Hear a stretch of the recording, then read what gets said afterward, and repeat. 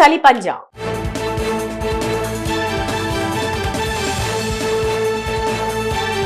శీతాకాలం అంటే ఉత్తర భారతానికే పరిమితం అనే అభిప్రాయం గతంలో ఉండేది. కానీ ఈ ఏడాది పూర్తిగా అది తలకిందులైంది. దక్షిణ భారతదేశం ఉష్ణమండల ప్రాంతం. ఎప్పుడూ సమశీతోష్ణ వాతావరణం ఉంటుంది.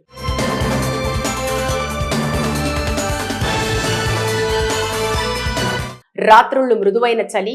కానీ ఈసారి ఈ పరిస్థితి పూర్తిగా భిన్నం. డెక్కన్ పీఠభూమి మీదుగా దూసుకొచ్చిన చల్లని గాలులు, కనిష్ట ఉష్ణోగ్రతలు రికార్డ్ స్థాయికి పడిపోవడం చిన్నపిల్లల నుంచి పెద్దవారి వరకు అందరినీ చలి తీవ్రత వణికిస్తోంది. తెలంగాణలో ఆదిలాబాద్ లో 8 డిగ్రీలు ఉత్తర భారతానికే పోటీలా ఉంది. ఇక హైదరాబాద్ 12 నుంచి 13 డిగ్రీలు. నగరం మొత్తం హిల్ స్టేషన్ ను తలపిస్తోంది. ఆంధ్రప్రదేశ్ రాయలసీమలో 11 నుంచి 12 డిగ్రీలు. ఇక ఆంధ్రప్రదేశ్ లో పరిస్థితి చూస్తే రాయలసీమలో 11 నుంచి 12 డిగ్రీలు అంటే నేల మీద మంచు కురిసినట్టుగా ఉంది. ఇక కేరళలో వాయనాడ్లో 7 డిగ్రీలు. ఇడుక్కిలో శ్వాస కూడా పొగలా కనిపించే చలి. ఇక తమిళనాడులో చూస్తే కోయంబత్తూర్, ధర్మపురిలో 14 డిగ్రీల సెల్సియస్ కి పడిపోవడం అరుదైన ఘటన. ఇలాంటి చలి గత 8-10 ఏళ్లలో చూడని పరిస్థితి. ఈ చలికి అసలు కారణం ఏంటి అనే ప్రశ్నలకు జవాబులు అన్వేషిస్తే కొన్ని వాతావరణ మార్పులు గమనించవచ్చు. ఉత్తర వాయువుల బలమైన ప్రవాహం, హిమాలయ ప్రాంతంలో మంచు గాలి పీడనం పెరగటంతో చల్లని గాలులు డెక్కన్ వైపు దూసుకొచ్చాయి. ఈ గాలులు వేడిని పూర్తిగా బయటికి తోసేశాయి. మేఘావరణం లేకపోవడం, రేడియేషన్ కూలింగ్.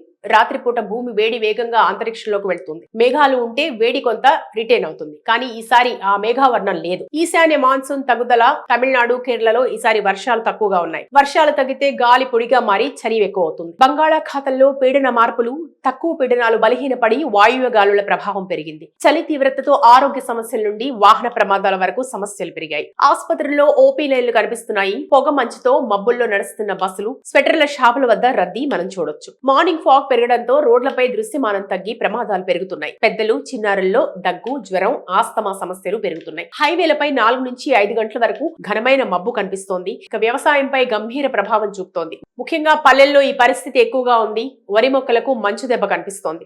పట్టణాల్లో హీటర్ల అమ్మకాలు 20 నుంచి 30% పెరుగుదల కనిపిస్తోంది. ఆఫీసులకు వెళ్లే ఉద్యోగులు థిక్ జాకెట్లకు మారారు. బైక్ రైడర్లకు ఉదయం ప్రయాణం కష్టసాధ్యమైంది. అత్యంత ప్రభావిత ప్రాంతాల గ్రౌండ్ రిపోర్ట్స్ ఇలా ఉన్నాయి.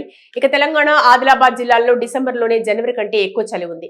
ఇక్కడి గ్రామాల్లో తెల్లవారుజామున పొగమంచు ఎక్కువగా కనిపిస్తోందని స్థానికులు చెబుతున్నారు. చిన్నారులు స్కూల్స్ కు వెళ్లలేకపోతున్నారు. గిరిజన ప్రాంతాల్లో ప్రజలు మంటల చుట్టూ చేరి వేడి తీసుకుంటున్నారు. ఇక ఆంధ్రప్రదేశ్, రాయలసీమ పంటలకు మంచు దెబ్బ కనిపిస్తోంది. రైతులు రాత్రిపూట పంటలకు నీరు పట్టి మంచు పడకుండా రక్షిస్తున్నారు. కూరగాయల ధరలు పెరుగుతున్నాయి. కర్ణాటక, బెంగళూరు, టెక్ సిటీలను చలి కౌగిలించుకుంది. ట్రాఫిక్ లో మబ్బు ప్రభావం. విమానాశ్రయాల్లో ఉదయం ఫ్లైట్లకు ఆలస్యం అవుతోంది. ఐటీ ఉద్యోగులు థిక్ ఉలెన్ లేయర్స్ తో ఆఫీస్ కు రావడం గమనార్హం. ఇక తమిళనాడు రాష్ట్రం కోయంబత్తూర్ ప్రజలు ఈ చలి ఎక్కడి నుంచి వచ్చింది అంటున్నారు. స్థానికులు చెప్పే మాట, కోయంబత్తూర్ లో ఏళ్ల తరబడి ఇంత చలి చూడలేదు. వాతావరణ శాఖ హెచ్చరిక ప్రకారం ఇంకా 10-12 రోజులు తీవ్ర చలే ఉంటుంది. వాతావరణ కేంద్రాల అంచనా బట్టి వాయువ్య గాలుల ప్రవాహం కొనసాగుతోంది. ఇక రాబోయే 2 వారాలు చలి తీవ్రత మరింత పెరిగే సూచనలు. కొండ ప్రాంతాల్లో ఉష్ణోగ్రతలు 1 నుంచి 2 డిగ్రీలు మరింత తగ్గే అవకాశం కనిపిస్తోంది. ప్రజలు జాగ్రత్తలు తప్పక పాటించాల్సిన అవసరం కూడా కనిపిస్తోంది. చలి పంజా.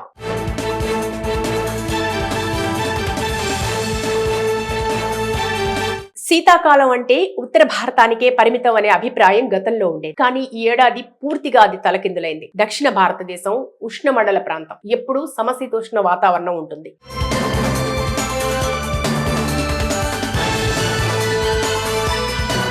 రాత్రుళ్లు మృదువైన చలి. కానీ ఈసారి ఈ పరిస్థితి పూర్తిగా భిన్నం. డెక్కన్ పీఠభూమి మీదుగా దూసుకొచ్చిన చల్లని గాలులు, కనిష్ట ఉష్ణోగ్రతలు రికార్డ్ స్థాయికి పడిపోవడం చిన్నపిల్లల నుంచి పెద్దవారి వరకు అందరినీ చలి తీవ్రత వణికిస్తోంది. తెలంగాణలో ఆదిలాబాద్ లో 8 డిగ్రీలు ఉత్తర భారతానికే పోటీలా ఉంది. ఇక హైదరాబాద్ 12 నుంచి 13 డిగ్రీలు.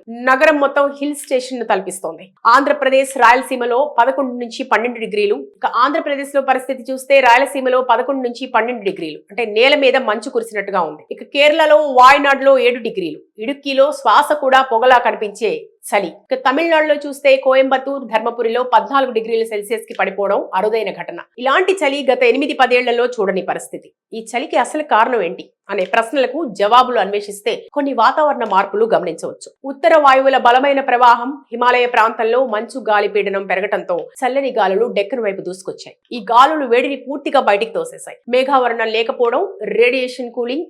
రాత్రిపూట భూమి వేడి వేగంగా అంతరిక్షంలోకి వెళ్తుంది. మేఘాలు ఉంటే వేడి కొంత రిటైన్ అవుతుంది. కానీ ఈసారి ఆ మేఘావరణం లేదు. ఈశాన్య మాన్సూన్ తగ్గుదల. తమిళనాడు, కేరళలో ఈసారి వర్షాలు తక్కువగా ఉన్నాయి. వర్షాలు తగ్గితే గాలి పొడిగా మారి చలి ఎక్కువ అవుతుంది. బంగాళాఖాతంలో పీడన మార్పులు.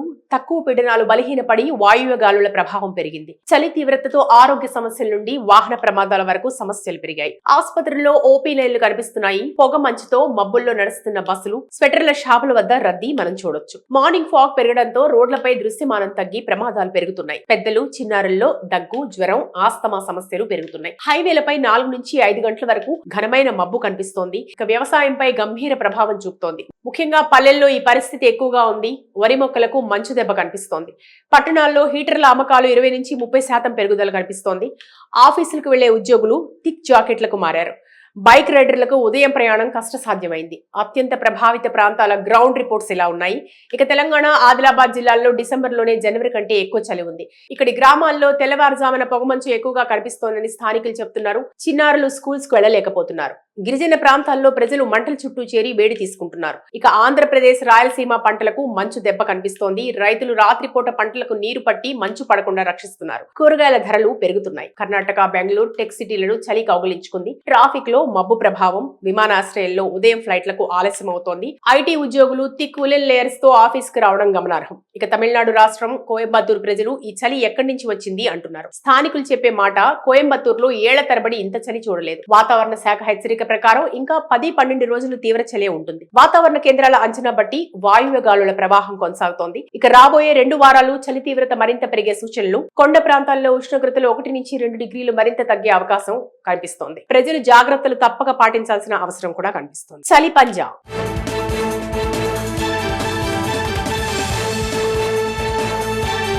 శీతాకాలం అంటే ఉత్తర భారతానికే పరిమితం అనే అభిప్రాయం గతంలో ఉండేది. కానీ ఈ ఏడాది పూర్తిగా అది తలకిందులైంది. దక్షిణ భారతదేశం ఉష్ణమండల ప్రాంతం. ఎప్పుడూ సమశీతోష్ణ వాతావరణం ఉంటుంది.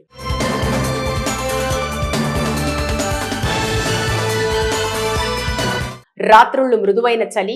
కానీ ఈసారి ఈ పరిస్థితి పూర్తిగా భిన్నం. డెక్కన్ పీఠభూమి మీదుగా దూసుకొచ్చిన చల్లని గాలులు, కనిష్ట ఉష్ణోగ్రతలు రికార్డ్ స్థాయికి పడిపోవడం చిన్నపిల్లల నుంచి పెద్దవారి వరకు అందరినీ చలి తీవ్రత వణికిస్తోంది. తెలంగాణలో ఆదిలాబాద్ లో 8 డిగ్రీలు ఉత్తర భారతానికే పోటీలా ఉంది. ఇక హైదరాబాద్ 12 నుంచి 13 డిగ్రీలు. నగరం మొత్తం హిల్ స్టేషన్ ను తలపిస్తోంది. ఆంధ్రప్రదేశ్, రాయలసీమలో 11 నుంచి 12 డిగ్రీలు. ఇక ఆంధ్రప్రదేశ్ లో పరిస్థితి చూస్తే రాయలసీమలో 11 నుంచి 12 డిగ్రీలు. అంటే నేల మీద మంచు కురిసినట్టుగా ఉంది. ఇక కేరళలో వాయనాడ్లో 7 డిగ్రీలు. ఇడుక్కిలో శ్వాస కూడా పొగలా కనిపించే చలి. ఇక తమిళనాడులో చూస్తే కోయంబత్తూర్, ధర్మపురిలో 14 డిగ్రీల సెల్సియస్ కి పడిపోవడం అరుదైన ఘటన. ఇలాంటి చలి గత 8-10 ఏళ్లలో చూడని పరిస్థితి.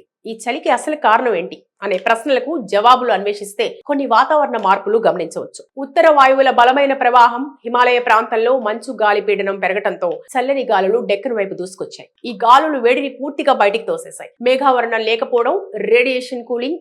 రాత్రిపూట భూమి వేడి వేగంగా అంతరిక్షంలోకి వెళ్తుంది. మేఘాలు ఉంటే వేడి కొంత రిటైన్ అవుతుంది. కానీ ఈసారి ఆ మేఘావరణం లేదు. ఈశాన్య మాన్సూన్ తగ్గుదల. తమిళనాడు, కేరళలో ఈసారి వర్షాలు తక్కువగా ఉన్నాయి. వర్షాలు తగ్గితే గాలి పొడిగా మారి చలి ఎక్కువ అవుతుంది. బంగాళాఖాతంలో పీడన మార్పులు.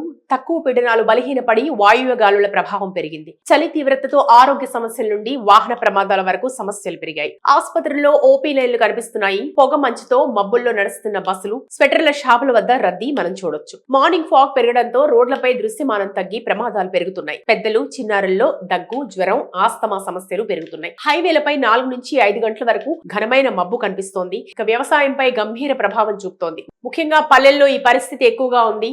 వరి మొక్కలకు మంచు దెబ్బ కనిపిస్తోంది. పట్టణాల్లో హీటర్ల అమ్మకాలు 20 నుంచి 30% పెరుగుదల కనిపిస్తోంది. ఆఫీసులకు వెళ్లే ఉద్యోగులు థిక్ జాకెట్లకు మారారు.